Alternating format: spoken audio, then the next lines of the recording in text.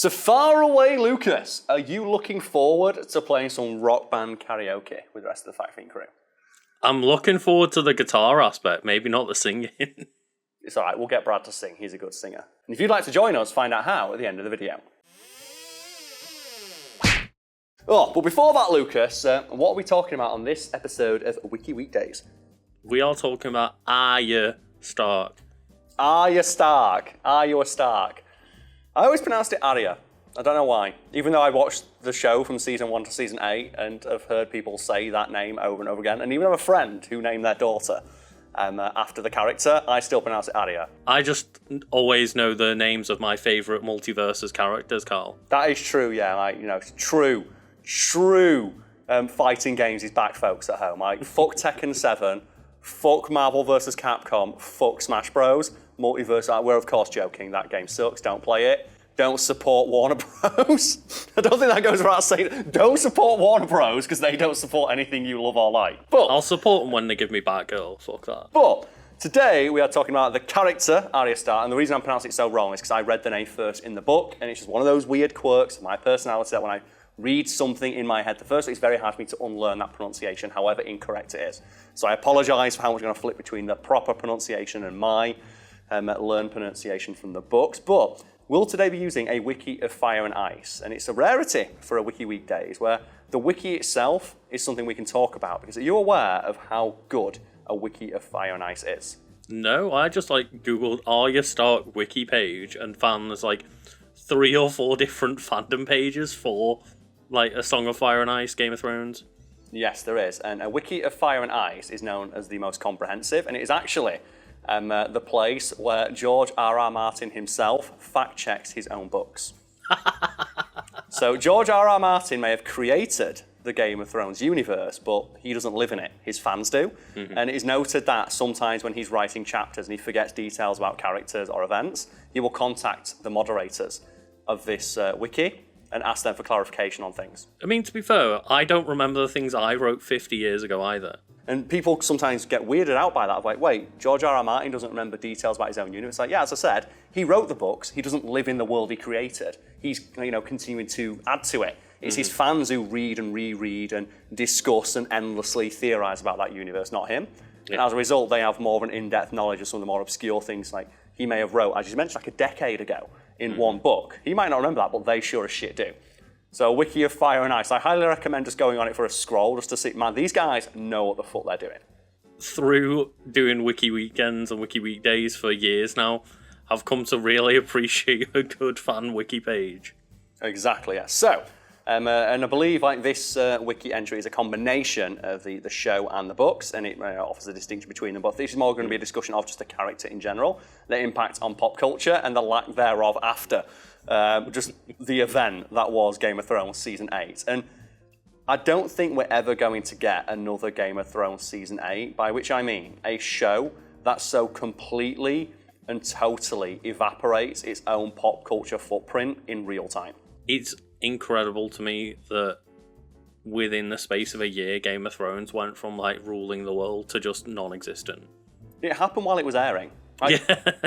While the show was on the air, people were spoiling it live and just putting, I don't care anymore, fuck it, this show sucks. While it's on the air, I saw episodes get spoiled live, and rather than that person, you know what happens with Marvel movies and things that people get really hyped for the reveal of and get annoyed about spoilers for, we're yeah, cool, and just retweeting them of fuck this show with Game of Thrones avatars and stuff like that. God. It was great. It happened live. It's amazing. And then you have all the stuff after the fact that came out of and then you have the fact that all of the actors involved with it were actively shitting on it while it was airing and being made. Yeah. And the comparison that I heard that was quite interesting to me. The prequel trilogy, that sucked ass, and they probably knew that it sucked ass when they were making it. But it took the actors involved with it about 10 years before they would even jokingly go, "Oh yeah, they weren't that great." In an interview, but they'd still be diplomatic. With Game of Thrones, you had Kit Harington on the red carpet before the show aired when he was asked, so how would you sum up Game of Thrones Season 8? And you see him in his head in that moment calculate how many millions of dollars he's got in the bank to know that if he can tank his career for another 5 years, and he just shrugs and goes, disappointing. If you could describe the season finale of Game of Thrones in one word, how would you describe it? Disappointing. Disappointing. No, epic. I don't know. Epic. One of those ones. And that's before the show aired. God. And he's like the star. And it's George R. R. Martin has got a rare gift in media of being able to focus test the ending to his own series. And I no doubt in my mind that George R. R. Martin is like, fucking not doing that shit. I'm going to change that anyway. Speaking of George R. R. Martin and the universe he's created, would you like some fucking band names now? Because there's one thing George R. R. Martin's good at, and it is nicknames and aliases for characters. Let's go. And have you got any favourite like Game of Thrones nicknames or aliases or monikers adopted by characters in the series? Because there's just so many good ones, like Kingslayer. It's like simple, clean, to the point. I can't remember. There's just too many like bronze brands, brand flakes. I don't remember. But they've all got the nicknames though, haven't they? Oh yeah, of course. That's the best thing about them, like the Hound, the Mountain that rides, and all that good stuff. We have here the aliases. Just like the Onion Knight. Onion, that's a great one. Onion Knight, let's go. I love Final Fantasy. So we have here aliases: Arya Horseface, Arya Underfoot, Ari, Lumpy Head, Lumpy Face. I'm starting to notice a trend here. Rabbit Killer. Now, how pathetic are your achievements in the land of Westeros when your name is Rabbit Killer? I feel like she gets an upgrade after being Rabbit Killer, though. She does, yeah, since she's known as Weasel. A creature that kills rabbits on occasion. Then, the Ghost of Harrenhal. That's pretty cool. That's what we do. Then, Nimira, Squab, Squirrel, Wolf Girl, Salty, the Cat of the Canals. Yeah. That sounds like something out of Oblivion, doesn't it? Mm-hmm. Blind Beth, the Blind Girl, the Ugly Girl. Am I missing something? In the books, is Arya Stark supposed to be ugly or something like that? Because Maisie Williams played her in the show, and obviously that's the image in my mind. And Maisie Williams was an adorable, precocious child actor, and then grew up to look like normal teenage girl. Mm-hmm. So I know one of the more famous or infamous changes they made to a character's appearance, depending on how much of a stickler you have, I think, is Tyrion. Where in the original book he's supposed to be all fucked up and his nose is cut off and all that bollocks. And then they lampshade it in the show, he has the little tiny cut on his nose, I'm a monster! And it's no, you're fine. It's dude, come on. And then allegiances, House Stark, because of course, and then the Faceless Men! Fuck yeah, the Faceless Men! God, why are the Faceless Men so fucking rad? They are, and it's I know, there is story reasons why, but it's so disappointing when it's Arya Stark's entire lineage and the story goes to become a faceless man and then she just disappears straight away. The Faceless Men are one of the coolest things in Game of Thrones. I remember just once I was wiki diving, something I do for fun, which is the inspiration for this series. And I was reading about the Faceless Men, and a quote that just I read and went, what the fuck, is the Faceless Men can kill anyone, because they're basically the Dark Brotherhood. And one of the quotes that just made me go, hang on a sec, is the Faceless Men could realistically kill anyone in Westeros. Even Daenerys Targaryen is not out of their reach. However, the cost to hire a Faceless Man for such a task will be the cost of an entire army. And I thought to myself, don't they buy an entire army in the show and it doesn't work? Why do they get half an army and one Faceless Man and just see what was going on? They literally have to put together, they cobble together multiple armies to try and take her out. Yeah, that's what and that's why them just disappearing from the show pissed me off so much. The fake, what a cool concept. Mm-hmm. These fucking rad-ass assassins who can Mission Impossible people's faces off and just become them. And then we have appearance and character. 9 years old at the start of Game of Thrones, Arya's appearance is more stark than Tully, with a long face, grey eyes and brown hair. She is skinny, athletic, but is bullied over her looks by her sisters and the other girls in Winterfell who call her Arya Horseface. She is often mistaken for a boy. And then Lucas, we've got a sentence that I never thought I'd say in a Wiki Weekend, or a Wiki Weekday. However, other characters like Ravella Smallwood. What? What? What? Whoa. We're clicking this blue fucking link. Who the fuck's Ravella Smallwood? They're a Smallwood family inside of Game of Thrones. What? Ravella Smallwood is the Lady of Acorn Hall. She's the wife of Lord Theomar Smallwood and the mother of Carolyn Smallwood. Carol Smallwood? What? Lucas, what are we doing? We're fucking going.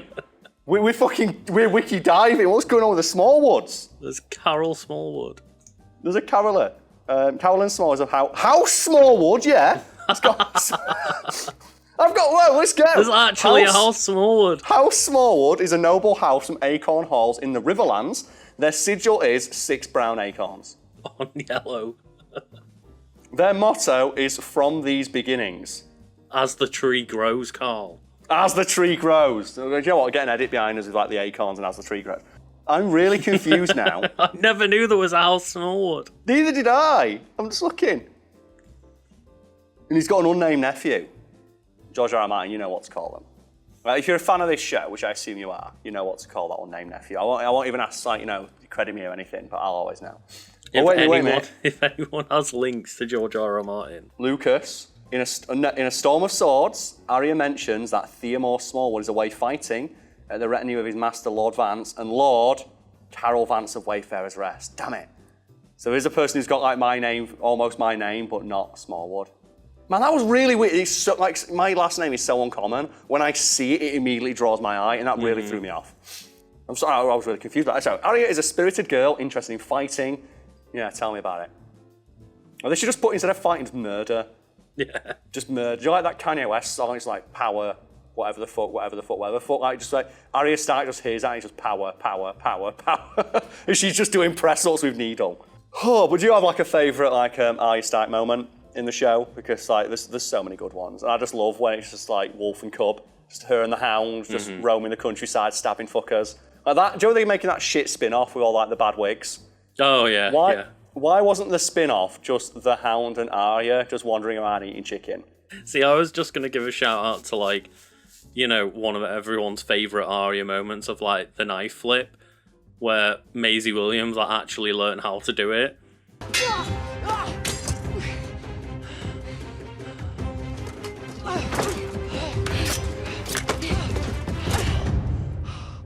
And then spoilers, she kills like the Ice King, whatever the fuck he's called. Oh no, I meant the one with Brianna Tarth. Oh yeah, she's like Brianna Tarth. Oh god, I love Brianna Tarth so much. So good. God.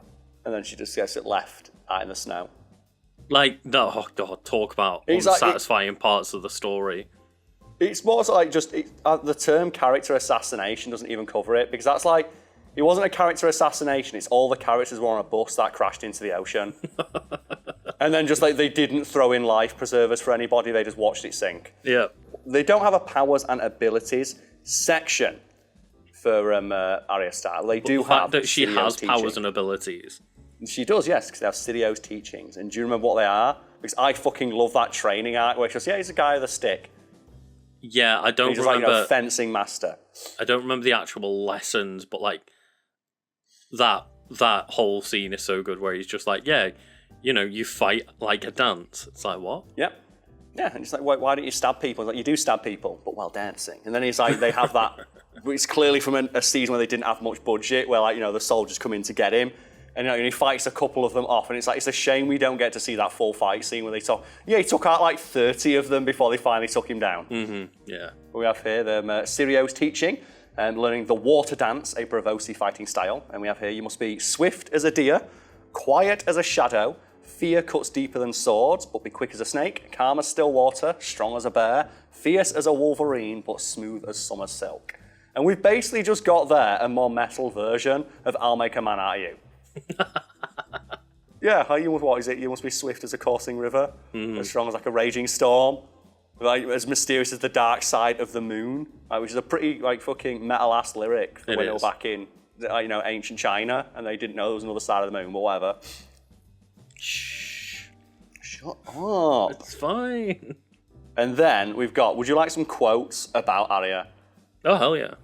Because there's some great ones about like this. We've got quotes from Arya, but we only it's the quotes about her. A boy has more courage than sense. But that's like, fuck yeah, Faceless Man. God damn, I love it. He's so fucking good. It's like, I love like that introduction of the Faceless Man. It's like, here's a coin. So what's this coin? It's like, trust me, this is like a super important coin. And it ends up with that's a fucking super important coin. Can you imagine if she just like bought a piece of bread with it? Yeah, that's like the most important coin in the world there. It's like, yeah, it's just the Faceless Men. Who are they? You want to know the fuck? If you want backup, you call the fucking. I'm so disappointed that So there's been a bunch of like Game of Thrones spin-off media, and they've made games, but they've not made the game that we all want, which is an RTS in the vein of like Lord of the Rings: Battle for Middle Earth. Yeah. Where you have like the different factions of Westeros, because then you could have like a Faceless Man as a hero unit. Oh god, yeah. Just can you imagine, like, your hero units, your Jon Snows, your Brienne of Tarths, you could send in, like, your dragons or something like that, or like, but then you could just have Faceless Man, and it's just an instant win. And just like, just send them in stealth into your opponent's base camp and just kill any unit you want for free. Because I would just, if that game existed once, I would just be like, Faceless Man main, and all I would do is build for Faceless Men, and that's it. I've just thought as well, like, going back to moments in Game of Thrones, was it Arya that did like the pie, fed like the cannibal pie to the guy before killing him? Yeah, Walder Frey. That's it, Walder Frey. Feeds him his own fucking kids, and then murders him after that. Yeah, like, it's super metal. That's why she should have got the spin-off. Yeah. I would have 100% joined. They were like trying to figure out a way to finish like season 8. It's like, fuck it. There's like Arya Stark spin-off of her just murdering people. At least she got payoff in the sense of like she killed somebody important. Yeah, and I am glad that like there was some good moments in that show. I'll never rewatch it, but I'll have fond memories of watching it, which is about as good a thing as you can say about Game of Thrones, I guess now, isn't it? So I'll never watch it again, but at least I've got fond memories of when I did. I mean, I absolutely loved Game of Thrones until maybe like season 6, and then it started, the slow decline. Like, they started getting the characters onto the bus, and then the bus was like, people started like teleporting instead of walking, and it's like, right, okay. And then the writers were going under the bus and they started to cut the brake lines and like telling the driver to take the bumpy road that's near the ocean. Before it just fell off that cliff. It didn't even fall off the cliff. It's like they saw the cliff coming and they just Thelma and Louised it. Like, they sped up. Like during like Fast and Furious, where like they step on Nos when there's a jump coming up. It's like that, but they did that into a cliff. Just off the edge. Fucking sick. But speaking of having fond memories of things, Lucas, do you have fond memories of playing Guitar Hero and Rock Band back in the day? What do you mean back in the day? I still have the instruments and still literally play Rock Band. Yeah, and we still have all the instruments here in the office. And if you, folks at home, have a fondness or a nice memories of Guitar Hero and Rock Band, we'll be playing Rock Band 4. It's an upcoming live event on the 28th of this month with you, our audience, and you can see about ticket details below. But yeah, we're going to be playing just some Rock Band karaoke. And we have got all the instruments save for the drums.